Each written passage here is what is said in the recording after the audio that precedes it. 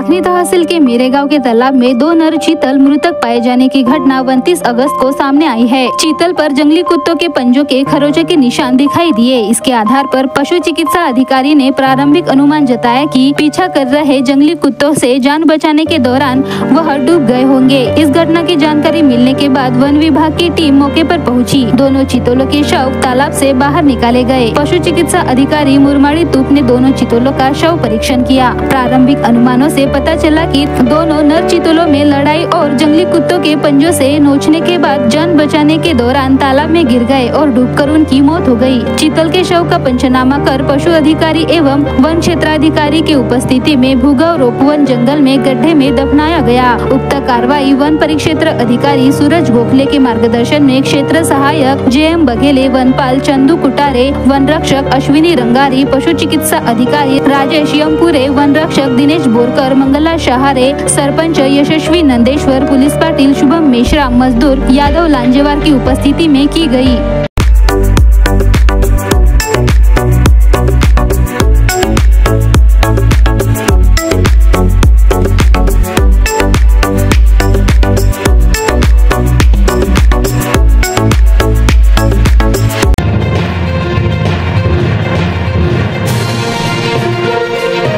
भले ही हमारे देश में संविधान लागू हुए 75 साल पूरे हो गए हैं, लेकिन वास्तव में अभी भी आम लोगों को संविधान का अर्थ समझ में नहीं आया है। इसके विपरीत विपक्षी दल द्वारा संविधान को लेकर गलतफहमियां फैलाई जाती है।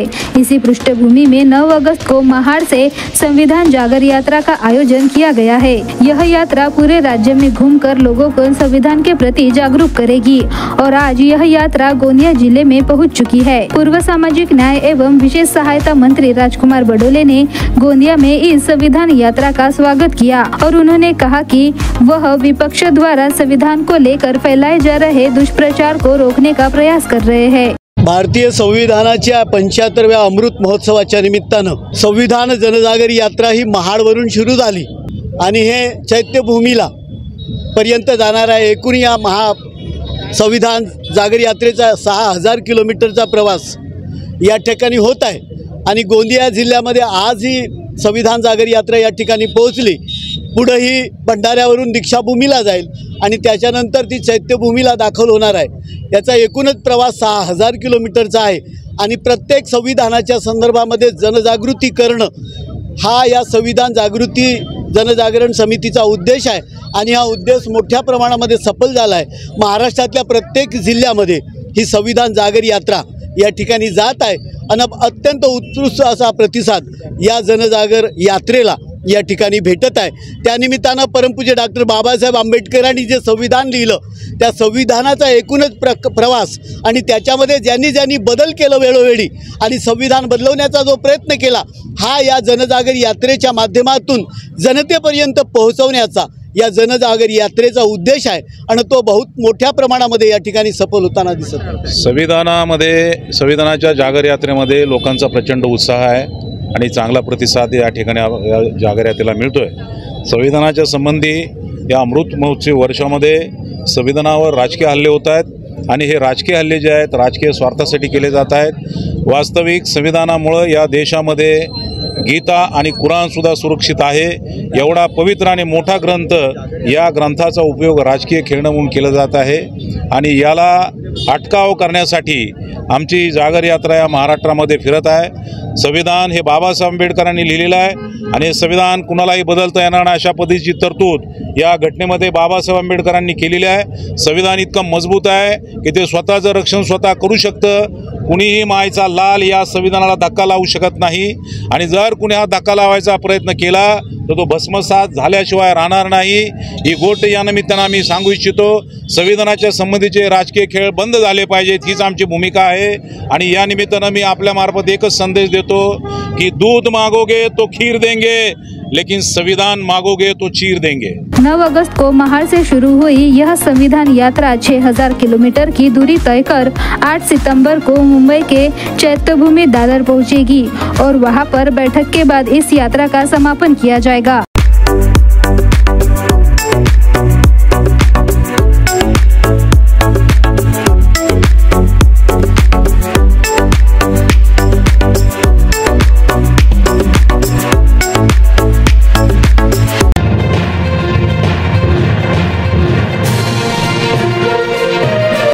पेंशन योजना को लागू करने, राष्ट्रीय पेंशन योजना को तत्काल लागू करने और बुनियादी समन्वय को मनपा को स्वीकार करने जैसी विभिन्न मांगों को लेकर महाराष्ट्र राज्य नगर परिषद कैडर ऑफिसर्स एसोसिएशन, नगर परिषद राज्य सर्वांग के अधिकारी और नगर परिषद और नगर निगम के स्थानिक कर्मचारी अनिश्चित हड़ताल पर चले गए हैं। महाराष्ट्र नगर परिषद संवर्ग अधिकारी संघटनेच्या वतीने आज दिनांक 29/8/2024 रोजीपासून संपूर्ण महाराष्ट्रातील नगरपालिका, नगरपंचायतीमधील संवर्गीय अधिकारी आणि नगर परिषदेचे कर्मचारी हे संघटनेच्या विविध मागण्यांनुसार आजपासून संपावर जात आहेत।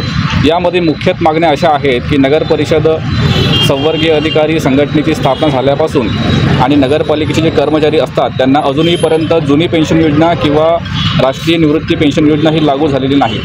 याबाबत आम्ही वारंवार शासनाशी पाठपुरावा केला असता शासनाचं असं धोरण दिसून आलं की नगर परिषद संवर्गीय अधिकारी किंवा नगर परिषद कर्मचारी हे महाराष्ट्र शासनाचे कर्मचारी नाहीत, त्यामुळे त्यांना सेवार्थ ID न देता त्यांना कोणत्याही प्रकारची पेन्शन योजना न लावल्यामुळे आज एकंदरीत नगर परिषदचे 3,000 अधिकारी व एकंदरीत 60,000 नगर परिषदेचे कर्मचारी यांचं भवितव्य हा सध्या अंधाधरी आहे। तसेच नगर परिषद स्तरावरून नगरपालिकांची जे अनुदान आहेत ते लेट येतात, त्यामुळे नगर परिषद कर्मचाऱ्यांचे पगार हे वेळेवरती होत नाही। सबब शासनाने नगर परिषदेचे अनुदान वेळेवरती वितरित करावे जेणेकरून कर्मचाऱ्यांचे पगार वेळेवरती देता येतील।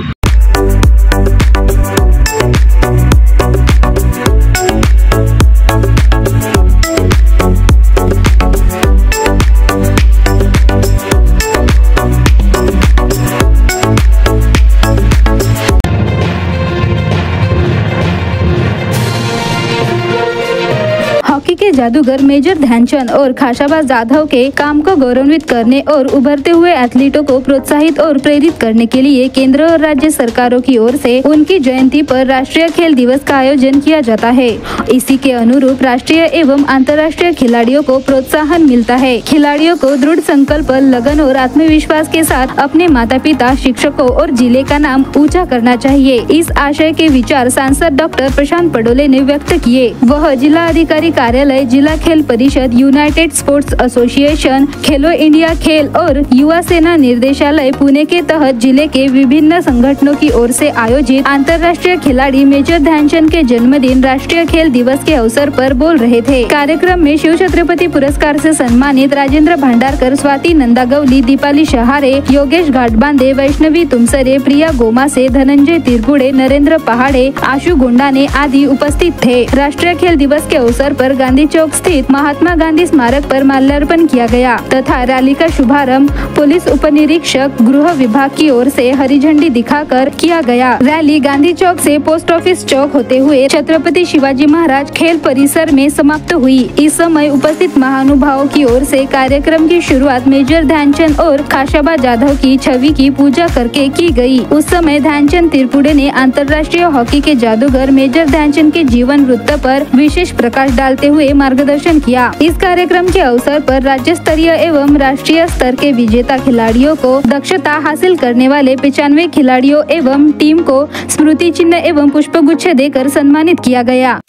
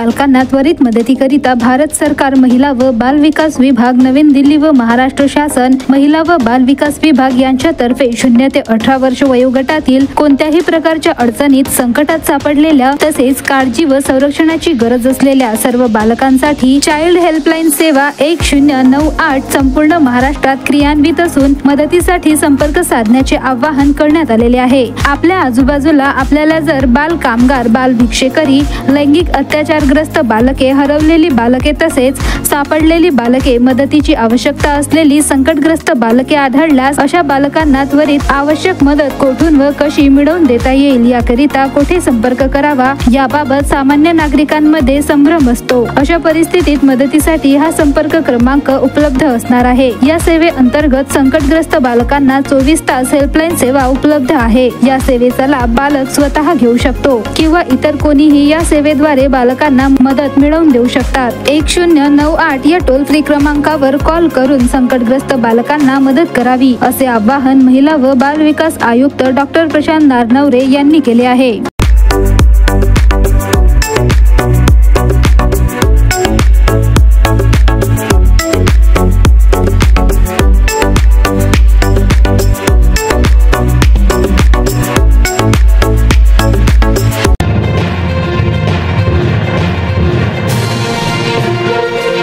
श्रीकृष्ण जन्माष्टमी निमित्त रोहा येथे दहीहंडी व लाठीकाठीच्या कार्यक्रमाचे आयोजन करण्यात आले। कार्यक्रमाचे उद्घाटन भंडारा भाजपा युवा उपाध्यक्ष विश्वनाथ बांडेबुचे यांच्या हस्ते करण्यात आले। कार्यक्रमाला प्रमुख पाहुणे म्हणून रोहा सरपंच अशोक राऊत, जिल्हा परिषद सदस्य नरेश ईश्वरकर, उपसरपंच लता बांडेबुचे, ग्रामपंचायत सदस्य विलास बांडेबुचे, वर्षा अहिरकर, देवनाथ बांडेबुचे, उपाध्यक्ष शालेय व्यवस्थापन समिती आशिक खौड, पोलीस पाटील घनश्याम पडारे, सेवानिवृत्त पोलीस पाटील रामलाल आंबेडकर, अरविंद आगासे, सामाजिक कार्यकर्ते, रोजगार सेवक श्यामदेव कडताडे, जीवन घटारे, सुभाष खौड, कोठीराम राऊत व समस्त रोहा ग्रामवाशांच्या प्रमुख उपस्थितीत कार्यक्रम आयोजित करण्यात आला।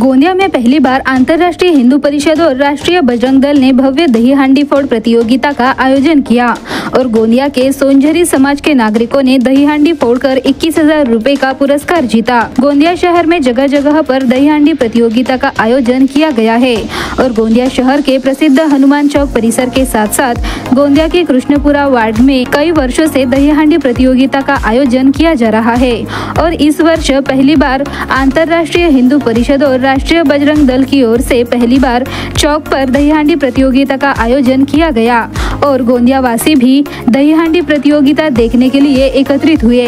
दही हांडी फोड़ने वाले समूह ने भी अपनी कला का प्रदर्शन किया और नागरिकों ने डीजे के ताल पर डांस किया।